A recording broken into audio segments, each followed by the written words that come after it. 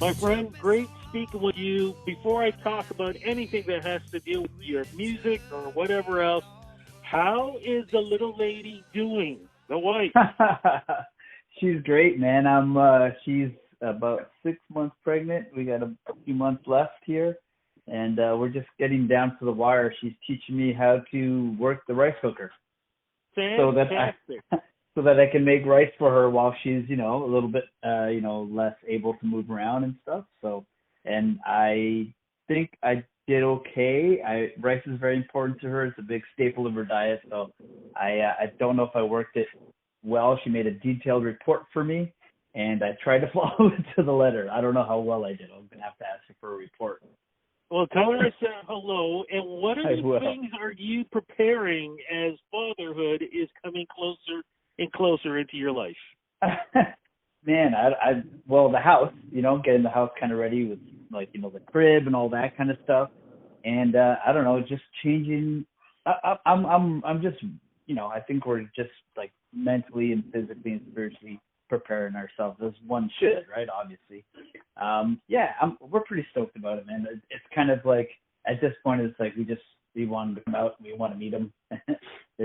We've been waiting for a little while now, so yeah, we're just pretty excited to meet the little guy. Wait a minute, do we already know it's a Oh yeah, girl? yeah, okay. we know. Yes, sorry about that. Yeah, we found out it's a boy. So fantastic. Poor little mini me. when do we find out about the name? Once he is born? I'm gonna leave that with my wife. So yeah, we do have a name for him. We're set on it. So I think maybe we'll leave it till maybe when he's born to kind of let it out there. Fantastic. Are you a little nervous though having a child during this COVID and seeing all these crazy people around, man? You don't want these crazy people around you. You know what? There's crazy people around no matter what you do. So I mean, the thing is just to roll with it. We can't control the world. All that we can control is our home and what happens inside of it and our lives. So we're just rolling with it. We're just, we're not trying to force anything. We're just seeing what's happening. I'm just really stoked that I can actually be in the room with her while she gives birth, as opposed to like last year. I don't think you could. I don't think the partner was allowed in the room while they were giving birth. Yes, during COVID. That's right. But that's now right. they are. So I'm very excited. I'm excited for you, my friend. Look, Thank with you, all man. this Thank you. great news that's happening for you and your growing family, when the hell did you have time to write and record a new single, especially because during COVID, recording studios were opening, shutting, you could only do things in certain places. How did you make this miracle happen also? I'm lucky. And I got a home studio, and I've accumulated lots of knowledge and gear throughout the years, being in studios and doing things and being on other people's records. And right before the lockdown happened, I remember we spoke last year when I put out my last single, which will be part of a full album coming out next year. I got a few more singles coming out this year.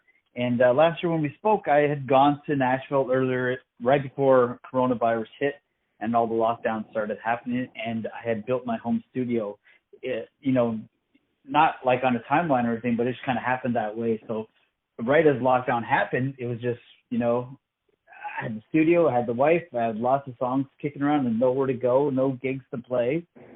So I was just kind of shut in at home and just recording, So I just spent all my time recording in my studio. And it's great because, you're at home with the wife and you guys are hanging out and, having meals. Making babies, making music babies. I couldn't have asked for a better, laboratory.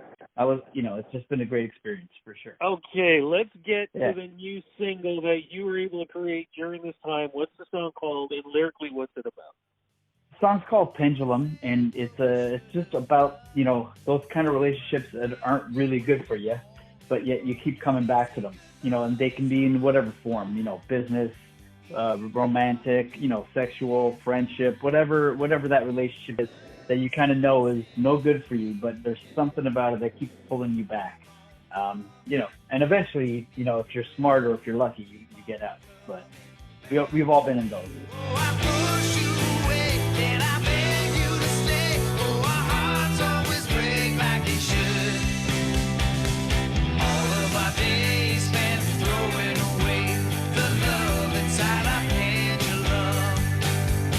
We definitely have. Just curious, Yeah. where did that story actually come from? You are right. We've all been through it. Is this something from the experience from you? Is this something from what friends have told you about? Because this sounds like it'd be with anything and everybody. For sure, yeah, it's cobbled together from like different life experiences. For sure, I tend not to write specifically too hard about one, thing. I kind of like, like take a life experience and kind of write about a bunch of, general theme lines for sure. But I don't want to be too specific. So it's not about like one person in particular.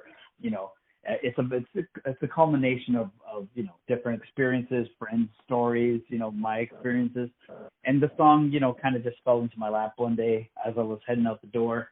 The muse visited and decided that I was going to be late for my errand I was going to go run, and was insistent on giving me a song at that specific moment. So I had to answer the call and pick a guitar and let the song be written within 5-10 minutes. And that was it. It was done deal. I kind of had to try to keep my hand going fast enough to write all the lyrics down. To me, this sounds a little bit different, though, from the type of music that I've heard you do before, because this really sounds more of a sort of John Mellencamp kind of sound coming from you. Is this something new and different from you?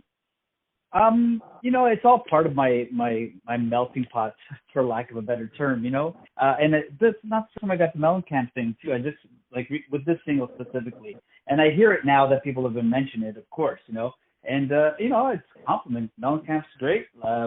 He's definitely part of my stew. I'm not a huge Mellencamp fan, but he's growing up he was in the ether. You'd hear him on the radio and stuff, so I'm sure he's in there somewhere.